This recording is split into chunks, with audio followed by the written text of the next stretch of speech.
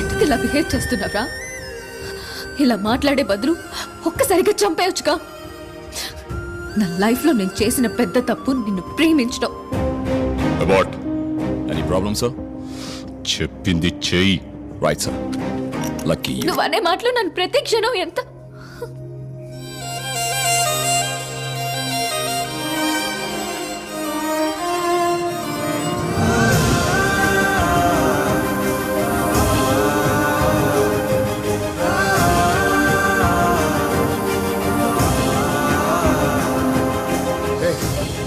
ఎన్నిసార్లు చెప్పాలి?